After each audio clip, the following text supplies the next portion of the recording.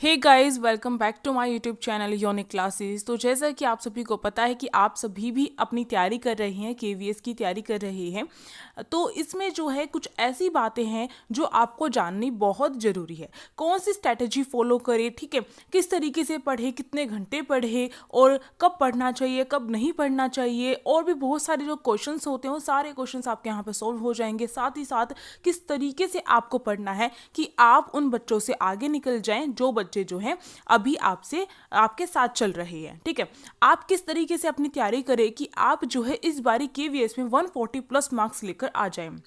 तो ये जो बातें होती है कहने में काफ़ी अच्छी लगती है, पर अगर इन्हें फॉलो करा जाए तो आप जो है सही तौर पे अपने जो मार्क्स हैं वो आप इंक्रीज कर सकते हैं। साथ ही साथ एक और बात बता दूं, अब जो इंटरव्यू है, इंटरव्यू की वेटेज कम कर दी गई है जो केवीएस है उसमें।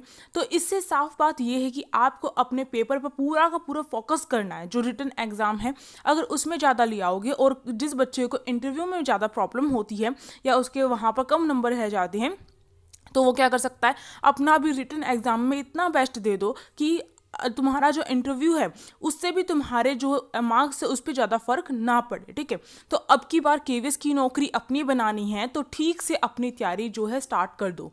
किस तरीके से पढ़ना है चलिए बात करते हैं। देखिए, जो कोई भी होते हैं जो तैयारी करते हैं, तो पहली बात तो यही है कि सबके सब जो तैयारी करते हैं वो क्या है, वो हम सबसे क्या है थोड़ा अलग करते हैं। जो आगे हमसे निकल जाते हैं वो हमसे थोड़ा अलग करते हैं। वही स्ट्रैटेजी हमें पता होनी चाहिए और उसी के अकॉर्डिंग तैयारी करनी है। तो यहाँ पर आपको मैं बताऊँगी किस तरीके से आप स्मार्ट स्टडी कर सकते हैं। देखिए, सिलेबस जो है ऐसा नहीं है कि सबका जो सिलेबस है पूरा हो जाता है, फिर भी क्या है वो हमसे आगे निकल जाते हैं और हम पीछे रह जाते हैं। उसके पीछे कुछ रीज़न होंगे और ये रीज़न बिल्कुल सटीक रीज़न मैं आपको यहाँ पर बताऊँगी। जो गलतियाँ आप अपने एग्ज़ाम की तैयारी करने के टाइम पर जो आप दोहराते हैं अपनी इन गलतियों को, इसी वजह से आप पीछे रह जाते हैं। तो देखिए, सबसे पहली बात, अलग बनना है तो अलग बनो। यानी कि हमें अलग बनना है तो हमें क्या है, यानी कि आपको केवीएस की नौकरी चाहिए। उन सारे कैंडिडेट्स से आगे निकलना है आपको केवीएस की नौकरी पाने के लिए। जो कैंडिडेट्स जो है आपकी इसी दौड़ में शामिल हैं, तो उनसे अलग बनना है तो खुद को अलग बनाना पड़ेगा। अब अलग कैसे बनाएंगे, जैसे मैंने कहा, हर कोई पढ़ाई करता है। हर कैंडिडेट जिसने एग्जाम फॉर्म फिल किया है वो तैयारी करेगा, जिसको नौकरी चाहिए वो तैयारी करेगा। बट यहाँ पर मेन बात यहाँ पर ये आती है कि आपको स्मार्ट स्टडी करनी पड़ेगी। स्मार्ट स्टडी जब करेंगे तभी आपकी जो तैयारी है उसे उसकी जो लगाम होती है, जैसे घोड़ी की लगाम पकड़ के हम उसे और भी ज़्यादा तेज दौड़ा सकते हैं, इसी तरीके से स्मार्ट स्टडी आपके जो है आपको रेस में जिता सकती है, केवीएस का एग्जाम जो है क्लियर करवा सकती है, और वो भी अच्छे खासे मार्क्स से। तो देखो, सबसे पहली बात तो जो है आपको क्या करना है, एनालाइज करना है। अब एनालाइज किस चीज़ का करना है, सबसे पहली बात तो यही आती है, एनालाइज भाई किस चीज़ का करें। तो सबसे पहली बात ये कि एनालाइज करो कि आप अपने सिलेबस को, ठीक है, सिलेबस जो दिया गया है केवीएस का उसे अच्छे तरीके से उसके हर एक टॉपिक को देखो। देखो भाई, जो सिलेबस है केवीएस का उसमें जो टॉपिक दिए गए हैं उनसे बाहर आपका जो है एग्जाम नहीं आएगा, सिंपल सी बात है। साथ ही साथ किस चीज़ का एनालाइज करोगे आप करोगे जो प्रीवियस ईयर क्वेश्चंस हैं उनका जो है एनालाइज करोगे। अब आप यहाँ पर कहोगे मैम एग्जाम पैटर्न तो चेंज हो चुका है, अब फिर एनालाइज करने का क्या फ़ायदा। भाई, थोड़ा सा तो अपना कॉमन सेंस यूज़ करना ही पड़ेगा हमें। जो पेपर 1 है आपका, पेपर 1 जो है जिसमें आपकी हिंदी आ रही है, आपकी इंग्लिश आ रही है, रीजनिंग आ रही है, जीके आ रही है, ये कहाँ से है, वो तो एज इट इज़ है ना। तो उसको एनालाइज कर लो। आपका कौन सा पेपर चेंज हुआ है, आपका जो सब्जेक्ट पोर्शन है वही तो चेंज हुआ है ना। सब्जेक्ट पोर्शन के लिए क्या करना पड़ेगा आपको, जो सब्जेक्ट पोर्शन है उसके लिए आप क्या करेंगे, DSSB का जो पेपर है, DSSB का पेपर जो है आप क्या करें, उसे एनालाइज करें। जब आप DSSB का पेपर जो है 100 मार्क्स का आता है उसे एनालाइज करेंगे तो आपको जो है अपने सब्जेक्ट की जो कमांड है कहाँ से पकड़नी है। DSSB का जो पेपर है 100 मार्क्स का जो आता है उसे आपको क्या है बिल्कुल अच्छी तरीके से एनालाइज भी करना है कि किस तरीके से कहाँ से क्वेश्चन बनते हैं। कई तो ऐसे बच्चे होते हैं जिन्हें यही नहीं पता होता कि क्वेश्चन किस टाइप से आते हैं। वो केवल और केवल अपने जो कॉन्सेप्ट है उसे क्लियर करने में लगे रहते हैं। कॉन्सेप्ट क्लियर करने हैं, अच्छी बात है, कॉन्सेप्ट क्लियर करने हैं, बट आपको ये पता होना चाहिए किस टॉपिक पर हमें ज़्यादा फोकस करना है, किस टॉपिक पे कम करना है, इस तरीके से। और एनालाइज का मतलब ये नहीं है केवल 1 साल का उठाया पेपर और उसमें ही कह दिया कि भाई यही टॉपिक इंपॉर्टेंट है। नहीं, आपको क्या है, कम से कम 3-4 साल के जो पेपर है वो अच्छी तरीके से एनालाइज करना होगा। और यहाँ पर आपको क्या करना है, केवीएस में भी आपको क्या करना है कि जो PRT है, TGT है, ठीक है, और PGT है, इन तीनों के पेपर एनालाइज करने पड़ेंगे। देखो इसमें जो पेपर 1 है मोस्टली सेम होता है, और अब की बार आपको पता पेडागोजी का पोर्शन ज़्यादा कर दिया गया, 40 नंबर टीजीटी पीजीटी में कर दिए गए और 60 नंबर पीआरटी में कर दिए गए हैं। तो पेडागोजी वाला जो अपना पोर्शन है उस पर भी पूरा फोकस करो। मेरे कहने का मतलब ये है कि आपको पेडागोजी कहाँ से अब एनालाइज करो। पहले पीआरटी में आती थी, ठीक है, वो देखो जो 20 नंबर की आती थी। DSSB के जो क्वेश्चन पेपर हैं उन्हें देखो, और साथ साथ में अपने कॉन्सेप्ट जो है आपको ये एक तरीके से एनालाइज करने से ये पता चल जाएगा कि ये जो टॉपिक है ये इंपॉर्टेंट है और ये टॉपिक जो है मेरे लिए इस पर मुझे ध्यान देना, क्योंकि टॉपिक तो कोई नहीं छोड़ना है पर इस पर ध्यान देना है, पर उतना ध्यान नहीं देना कि जितना ये वाला टॉपिक बार बार रिपीट होता है। और आपको मैं बता दूं इस टाइम पर जो चल रहा है ना, इस टाइम पर हम ये जो एनालाइज कर सकते हैं, ठीक है, क्योंकि आने वाले टाइम पे मुझे लग रहा है कि अब जो बच्चे जो स्मार्ट स्टडी कर रहे हैं वो सारे बच्चे यही चीज़ करते हैं, वो एनालाइज कर लेते हैं, प्रीवियस ईयर पेपर कर लेते हैं, और यहाँ तक कि जो KVS वाले बच्चे हैं वो DSSB के पेपर भी कर लेते हैं। तो इससे क्या है, उसकी जो कमांड होती है बहुत अच्छी बन जाती है। पर आने वाले टाइम में ऐसा मेरे ख्याल से बिल्कुल चेंज कर दिया जाएगा। तो इसलिए अब आपके पास मौका है तो इसका फ़ायदा उठाओ, ठीक। तो आपको यही करना पड़ेगा। इसके अलावा तो हम क्या कर सकते हैं, अब देखो इसके साथ साथ आपको क्या करनी पड़ेगी, डेली स्टडी करनी पड़ेगी। डेली स्टडी नहीं करोगे, यानी कि डेली नहीं पढ़ोगे तो कैसे बात बनेगी। किसी भी चीज़ में अगर गैप आ जाता है, हम एक दिन अपनी पढ़ाई छोड़कर देखो तो क्या है, आलसी बन जाओगे, अगले दिन पढ़ने का बिल्कुल भी मन नहीं करेगा, और यही हमारी गलती होती है। अब मानो जैसे कि क्रिसमस आ रहा है, न्यू ईयर आ रहा है, और आप क्या कर दोगे, स्किप कर दोगे, आज तो भाई क्रिसमस है, नहीं आज पढ़ाई नहीं करेंगे, आज न्यू ईयर है, आज जो है पढ़ाई नहीं करेंगे। भाई क्यों नहीं करोगे, क्या नौकरी नहीं चाहिए अगले साल? क्या इस न्यू ईयर वाले जो ये पूरा का पूरा नया साल है इसे बर्बाद करना है? नहीं करना ना। तो इसलिए हर दिन अपनी मेहनत ऐसी करो कि नेक्स्ट डे आपका एग्ज़ाम है। अगर इसी तरीके से मन में ठान के अपनी मेहनत करोगे तो ही होगा। और ऐसा भी नहीं है कि देखो आज जो है जोश में मैंने तो कई घंटे निकाल दिए, मैंने तो इतने घंटे पढ़े, और अगले दिन जो है भाई कल तो मैंने बहुत ज़्यादा घंटे पढ़ लिए थे, आज जो है आज नहीं पढ़ूंगा। तो ये चीज़ भी नहीं करनी है। ऐसा नहीं है कि एक दिन तो जी तोड़कर मेहनत कर दी और अगले दिन कुछ भी नहीं किया, तो फिर क्या फ़ायदा, कुछ भी नहीं, कुछ नहीं रहेगा। डेली पढ़ना है, चाहे आप कम टाइम में पढ़ो चाहे ज़्यादा टाइम में पढ़ो, इससे कोई फ़र्क नहीं पड़ता है। फ़र्क बस इतना पड़ता है कि जब भी पढ़ो मन लगा कर पढ़ो, जो भी पढ़ो बस आपका कॉन्सेप्ट क्लियर हो जाए, जो टॉपिक कवर करना है वो टॉपिक कवर हो जाए, इस तरीके से पढ़ना होगा। तो डेली तो पढ़ाई करनी ही पड़ेगी, क्योंकि आपको जो है जो एग्ज़ाम है वो क्लियर करना है। तो आप ये सोचो कि मैं अब नहीं पढ़ रहा, मानो आपको पढ़ाई करने का मन नहीं करा, तो आप ये सोचो इस टाइम पर मेरे मुकाबले में जो कैंडिडेट है वो बैठ के पढ़ रहा होगा, तो उससे आप सोचो और अपने मन में जो है हिम्मत लाओ और पढ़ो, ठीक है। पढ़ना पड़ेगा, नहीं मन कर रहा है तो आप उठाकर बैठ के बुक, आपके थोड़ी देर में पढ़ने का मन बन जाएगा।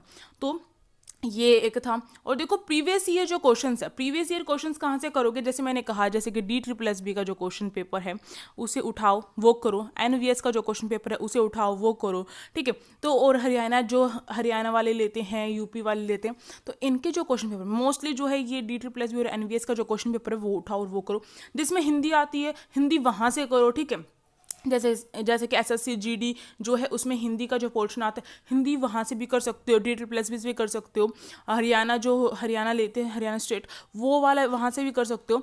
तो इस तरीके से आपको देखना पड़ेगा कि आपका सब्जेक्ट कहाँ से आता है। क्वेश्चंस जो हैं ऐसा नहीं है कि अब मैं जो हूँ DSSB का करूँगी तो मेरा तो लेवल अलग हो जाएगा, नहीं भाई नहीं। यही तो गलती करते हैं जो स्मार्ट स्टडी करते हैं, वो क्या करते हैं, क्योंकि ये जो क्वेश्चन है कहीं और से नहीं, आपको पता भी नहीं होता है। बहुत बार तो UGC नेट के क्वेश्चंस उठाकर दे दिए जाते हैं जो PGD लेवल में होते हैं, तो इसलिए कहा जाता है UPSC के लेवल के क्वेश्चन मिल जाते हैं TGT सोशल साइंस में। तो इसलिए कहा जाता है कि जो पोर्शन जिस भी आपके एग्जाम में आता है उस एग्जाम का आप क्वेश्चन पेपर उठाओ, सोल्व करो। और सोल्व कैसे करना है आपको पता ही होगा, मैं हमेशा बताती हूँ, नहीं बता तो बता देती हूँ। देखो जो टॉपिक है आपको उस टॉपिक को पूरी अच्छी तरीके से क्लियर करना है। जिस भी टॉपिक से क्वेश्चन आया है वो क्वेश्चन जो है उस टॉपिक को कवर करवाएगा, ठीक है। ये बात ध्यान रखनी है, वो टॉपिक कवर करना है। क्वेश्चन इतना इंपॉर्टेंट हमारे लिए होता है, क्वेश्चन पर ध्यान देना है भाई इसका आंसर क्या है, बट आपको ध्यान रखना है उससे रिलेटेड जो भी टॉपिक है वो अच्छी तरीके से कवर कर लो। इस तरीके से अगर आप करोगे ना तो आपको लगेगा कि आपका सिलेबस मोस्टली कंप्लीट होता हुआ जा रहा है। और कब करेंगे ये, ऐसा तो नहीं है स्टार्टिंग की है, फर्स्ट टाइम KVS का एग्जाम दे रहे हैं, कोई तैयारी नहीं करी है आज तक हमने, या फिर फर्स्ट टाइम स्टार्ट करें, या फिर हो सकता है कि आपके कुछ कॉन्सेप्ट क्लियर और कुछ कॉन्सेप्ट क्लियर नहीं है। तो आपको ध्यान देना है कि जो प्रीवियस ईयर जो मैं कह रही हूँ कि इसे आप सोल्व करके देखें, तो कब करेंगे इसकी तैयारी? आप जब करेंगे जब आपका 50% सिलेबस कवर हो जाएगा। जब 50% सिलेबस कवर हो गया तब आप प्रीवियस ईयर क्वेश्चंस को सोल्व करेंगे, क्योंकि तभी फ़ायदा है। क्योंकि आपके जो बाकी बचे हुए टॉपिक है, ऐसा लगता है ना बच्चों को कि मैम सब्जेक्ट कंसर्न पर ध्यान देते हैं तो पेपर 1 रह जाता है, पेपर 1 पे ध्यान देते हो तो सब्जेक्ट कंसर्न रह जाता है। तो यही तो दिक्कत है। जब प्रीवियस ईयर करोगे तो आप खुद मुझे आकर कहोगे मैम आपने सही कहा था, प्रीवियस ईयर कर लिया। तभी हमारे जो हमने एज इट इज़ क्वेश्चन भी देखे हैं और हमने ऐसा भी देखा है कि वही टॉपिक से क्वेश्चन आए और हमने जो है हमें पता था कि इसका आंसर इस तरीके से है और हम लगा कर आ गए। इसमें हमारा टाइम कंज्यूम भी होता है। तो प्रीवियस ईयर तब करना है जब 50% सिलेबस कवर हो गया हो, 40-50 कुछ तो परसेंट कवर हुआ हो। तो बाकी जो कवर है आपका कैसे होगा? साथ साथ में स्टडी तो करनी है अपनी, बट पेपर 1 पेपर 2 को साथ में लेकर कैसे चलेंगे? जब आप प्रीवियस ईयर करेंगे, मॉक टेस्ट करेंगे। मॉक टेस्ट जो है, क्योंकि बहुत सारे जो मॉक टेस्ट वगैरह वो भी निकालते हैं, तो केवीएस के मॉक टेस्ट करो साथ साथ में। तो इससे क्या फ़ायदा होता है? तो आपका टाइम बचता है। टाइम आप अपना देख पाते हैं कि कहाँ पर मुझे किस तरीके से ध्यान लगाना है अपना, कौन से टॉपिक में मैं कमज़ोर हूँ, कौन से टॉपिक में वीक हूँ, कौन से टॉपिक में स्ट्रॉन्ग हूँ। ठीक है, ये सारी चीज़ें आपको जो है, क्योंकि एक खिलाड़ी की तरह आपको खेलना है यहाँ पर, क्योंकि गवर्नमेंट एग्जाम की नौकरी छोटी नौकरी नहीं है। समझ रहे हैं इस बात को? इसको लेने के लिए लाखों कैंडिडेट जो है भागते हैं, उसमें से आगे निकलना है तो वही यहाँ पर आपको मेहनत तो करनी पड़ेगी। समझ के इस बात को प्रीवियस ईयर किस तरीके से करने हैं और किस तरीके से हेल्पफुल रहेंगे। जिन बच्चों ने मेरी लास्ट टाइम भी REET+B मैंने जब आपको बताया था, अगर उस तरीके से किया था तो उन बच्चों ने आकर मुझे कहा था कि मैम जो है कई क्वेश्चन तो एज इट इज़ भी मिले हैं। तो आप देख सकते हैं खुद। आप देखो यहाँ पर आपको ध्यान देना है कि आप जो है इतना टाइम वेस्ट कर देते हैं। अब आप कहते हैं टाइम नहीं मिलता, पढ़ने का टाइम नहीं मिलता। आप जो हैं अपनी मज़े करने के लिए, और आजकल तो जैसे कि रील्स वगैरह इतनी चल रही है इंस्टाग्राम पर, उस पर इतना ज़्यादा टाइम वेस्ट कर देते हैं हमें पता भी नहीं चलता है। यूट्यूब की वीडियोस की फालतू जो वीडियोस आती है उस पर इतना ज़्यादा टाइम वेस्ट करते हैं। यही तो गलती होती है हमारी।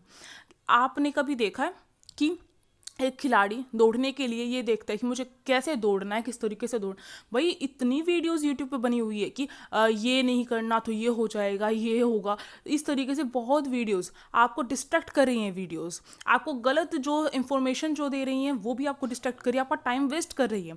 आप इतना टाइम अपनी इन चीज़ों पर लगा रहे हैं, उससे ज़्यादा टाइम आपको कहाँ पर लगाना है? अपनी पढ़ाई करने में लगाना है। पर आप ये बात समझ नहीं रहे हैं। आपको जो है अपना पूरा फोकस अपनी पढ़ाई पर करना है इस टाइम पर, ना कि ये यूट्यूब की वीडियोस पर। चाहे वो केवीएस से रिलेटेड हो, आप ऐसा करो ना, केवीएस से रिलेटेड जो भी वीडियोस है टेलीग्राम वगैरह पर, मैसेज वगैरह में पता चल जाती है आपको। ठीक है भाई, बिल्कुल ही ऐसा हो गया कि हमें जो है बिल्कुल समझ नहीं आ रहा, तो आप करो। ऐसे थंबनेल बनाते हैं सब और उसको देखकर इतने अट्रैक्ट हो जाते हैं और फटाफट देखते हैं और उसमें अंदर कुछ नहीं बताया होता। तो इन सारी चीज़ों से हमें दूर हटना है। और बहुत सारे क्या है लाइव क्लासेस वगैरह चलाते हैं। लाइव क्लास में इतना ज़्यादा टाइम वेस्ट हो जाता है स्टूडेंट्स का, क्योंकि अगर उसमें पढ़ाई ना हो रही हो तब की बात है, पढ़ाई हो रही हो तो सही बात है। तो अपनी फालतू चीज़ों में अपना टाइम वेस्ट मत करो। ऐसा मत करो कि एग्ज़ाम डेट कब है केवीएस की, या फिर केवीएस का एग्ज़ाम जो है कब होगा, और केवीएस में इंटरव्यू जो है वो होगा नहीं होगा। पता नहीं कितनी वीडियोस बना चुकी हैं केवीएस को लेकर। तो इन सारे वीडियोस पर अपना टाइम वेस्ट मत करो। मेरे कहने का मतलब यही है कि अपना टाइम जो है बहुत, जब टाइम जो है आपको जो ये टाइम मिला है ना 2-3 महीने का, क्योंकि मार्च के आसपास आपका एग्ज़ाम होगा ऐसी संभावना है, तो जो ये टाइम मिला है बहुत बहुत ज़्यादा कीमती है आप सभी के लिए। देखो 2-3 महीने पढ़ लोगे अच्छी तरीके से, सारी चीज़ों को स्किप कर लोगे, तो आप उम्र भर जो है मज़े में रहोगे। और अगर अभी आपने जो है काम नहीं किया अच्छी तरीके से, अपना जो कर्म हम जो करते हैं वो नहीं किया हमने अच्छे तरीके से, तो हमें जो है पूरी उम्र भर जो है इसको भोगना पड़ेगा। पता है, हमें सबको पता है। अगर हम ये कुछ साल जो है अपनी अच्छी मेहनत कर लेते हैं, कुछ साल की बात नहीं हो रही आपके सामने, तो कुछ महीने हैं, इसमें अच्छी मेहनत कर लोगे तो आने वाले जो साल है बड़े मज़े में कटेंगे। ये तो बहुत अच्छी तरीके से आपको पता होगा। अब देखो एक और बात है, बच्चों के मन में होता है कि मैम टाइम टेबल किस तरीके से, कब पढ़े कब ना पढ़े, क्या सुबह पढ़ना चाहिए? मैम हम मेरे जो वो थी वो तो रात को पढ़ती थी और उसका तो केवीएस में हो गया, मैम क्या मुझे रात में पढ़ना चाहिए? भाई अपनी बॉडी की आप खुद को आपको पता होगा कि मैं जो हूँ कब कंफर्टेबल फील करता हूँ या करती हूँ, रात को पढ़ने में या दिन में पढ़ने में। ठीक है, कितने घंटे पढ़ने हैं। अब मैं आपको यहाँ पर कह दूँ कि 7-8 घंटे पढ़ो, कोई आपको कहता है भाई मैं तो 12-12 घंटे पढ़ता था, मैं तो दिन रात एक करता था, तो क्या आप इसको मानकर जो है आप टेंशन में आ जाते हैं। आप सोचते हैं भाई वो इतने घंटे पढ़ता था, मुझसे तो पढ़ा ही नहीं जाता, मुझसे तो ठीक 5 घंटे भी नहीं पढ़ा जाता। यहाँ पर घंटे मैटर नहीं करते हैं, कितनी बार बताऊँ मैं आपको, बिल्कुल भी मैटर नहीं करते हैं। मैटर बस ये करता है आपको कि आपने जो है कितनी लगन से अपने कॉन्सेप्ट को क्लियर किया है। जितने भी घंटे पढ़ा है आपने, वो जो है मैटर नहीं करेगा आपका। अब देखो कोई बच्चा 5 घंटे पढ़ रहा है, ठीक है, 5 घंटे पढ़ रहा है, वो उतना ही अचीव कर पा रहा है जितना आप जो है कुछ घंटे पढ़कर अचीव कर पा रहे हैं। तो इसका मतलब क्या है, आपकी मेमोरी शार्प है, आपको इस तरीके से पढ़ना है, आपको रिवाइज करते हुए भी चलना है हर चीज़ को, इस तरीके से पढ़ना है कि आप जितने भी टाइम पढ़ें उस टाइम आपको ये ना लगे कि मेरा ये 1 घंटा वेस्ट हो गया, नहीं। और आपसे लगातार नहीं पढ़ा जा रहा तो बीच बीच में गैप लो और फिर पढ़ लो, कोई बात नहीं। और साथ में एक और बात मैं बता दूं कि आपको क्या करना पड़ेगा, टाइम टेबल जो है, हम ये कह दें कि 1 महीने का टाइम टेबल भी मैंने ऐसे सोने उठने बैठने का ऐसे लगा लिया है, और ऐसे खाने पीने का भी लगा लिया है इसमें, और पढ़ने का टाइम भी इसमें डाल दिया। कभी टाइम टेबल फॉलो नहीं होता, कभी भी टाइम टेबल फॉलो नहीं होता, सीरियसली। क्यों? हम खुद नहीं कर पाते हैं, कभी हमारे ऐसी सिचुएशन हो जाते हैं हम नहीं कर पाते हैं, और एक दिन कर लोगे नेक्स्ट डे नहीं कर पाओगे, टाइम टेबल कभी फॉलो नहीं होता। बट एक टाइम टेबल मैं यहाँ पर आपको ऐसा बताऊंगी जो हमेशा फॉलो होगा। कौन सा टाइम टेबल है भाई वो? आपको ध्यान रखना है, या तो आप रोज़ रात सोने से पहले आप ये सोचें कि आज मैंने पूरे दिन में क्या किया, कहाँ पर मेरी कमी रह गई, कहाँ पर मैंने टाइम वेस्ट कर दिया, तो वो जो पोर्शन रहा मेरा उसको कल मुझे सुधारना है, और कल सुबह उठकर मुझे पूरे दिन जो है अपना ये टॉपिक तो कवर करने ही पड़ेंगे, तभी मेरे को जो है केवीएस की नौकरी मिल पाएगी। ये सोच के सो, और अगले दिन जो है उन टॉपिक्स को कवर करने की पूरी पूरी कोशिश करो जो आपने अपने उस दिन में सोचे थे, ठीक है। या फिर आप क्या कर सकते हो, रोज़ सुबह उठकर, रात को टाइम नहीं मिलता भाई, बहुत थक गए और सो गए, आँख लग गई पता नहीं चलता, तो रोज़ सुबह उठकर अपने मन में सोचो कि मुझे जो है आज पूरे दिन क्या करना है, कौन से टॉपिक क्लियर करने हैं अपने, कौन से टॉपिक्स कवर करने हैं, कितने जो है मैथ के करने, रीजनिंग करने, क्या करना है, मतलब कि सोचना पड़ेगा आपको। तो ये टाइम टेबल आपका फॉलो हो सकता है। और कहाँ पर कमी रहेगी उसे एनालाइज करो, कहाँ पर कमी रही। तो ये जो चीज़ है, ये इंपॉर्टेंट चीज़ है। मैंने आपको ये भी बताया है कि किन चीज़ों में आपको गलतियाँ नहीं करनी है, मैंने ये भी बताया है कि आप कहाँ पर गलती करते हो, मैंने ये भी बताया आपको इस वीडियो में कि आपको किन चीज़ों पर ध्यान देना है जो आपको औरों से अलग बनाएगा। अब देखो, केवीएस की नौकरी लेनी है तो आपको जो है उन कैंडिडेट्स को पीछे छोड़ना पड़ेगा जो कैंडिडेट्स इस दौड़ में आपके साथ चल रहे हैं, ठीक है। तो आपको उनसे आगे निकलना पड़ेगा, और आपको उनसे आगे निकलने के लिए कुछ अलग करना पड़ेगा। उसके लिए मैंने सब कुछ यहाँ पर आपको बताया। कोई नहीं बताएगा आपको कि आप जो है जो अदर जो एग्ज़ाम है उसे एनालाइज करो, कोई आपको ये नहीं बताएगा प्रीवियस ईयर करो। प्रीवियस ईयर कह भी देंगे तो आपको कोई ये नहीं बोलेगा कि DSSB के प्रीवियस ईयर करो, NVS के प्रीवियस ईयर करो, कोई नहीं कहेगा आपको। मैंने कहा है तो सही में कुछ सही कहा होगा, क्योंकि मैं यहाँ पर आपको इस चैनल पे कोई फेक जो चीज़ है वो नहीं बताती हूँ, आपको भी पता होगा। तो आप इसे फॉलो करके देखो, और आप 100% कहोगे, अगर सीरियसली इस चीज़ को फॉलो किया जो मैंने आपको यहाँ पर बताया है, तो आप 100% कहोगे कि मैम आपने बिल्कुल सही कहा था, और इसके थ्रू मेरे रिटन एग्जाम में इतने अच्छे मार्क्स आए हैं कि मुझे अब इंटरव्यू से इतना फ़र्क नहीं पड़ता है। तो अब जो है केवीएस की तैयारी में लग जाओ, क्योंकि अब टाइम बिल्कुल भी नहीं है। और टीजीटी सोशल साइंस केवीएस के लिए जो है न्यू बैच स्टार्ट होगा आपका इसी यूट्यूब चैनल पर, फ्री होगा, बिल्कुल फ्री ऑफ कॉस्ट, कोई आपसे 1 रुपया भी नहीं लिया जाएगा। तो आप फटाफट इस चैनल को कर लो सब्सक्राइब, पैडागोजी भी करवाई जाएगी, आपके जो न्यू टॉपिक्स है वो भी करवाए जाएंगे। तो फटाफट इस चैनल को कर लो सब्सक्राइब, और टेलीग्राम ग्रुप को कर लो ज्वाइन, लिंक डिस्क्रिप्शन बॉक्स में दिया गया है। Thank you for watching this video.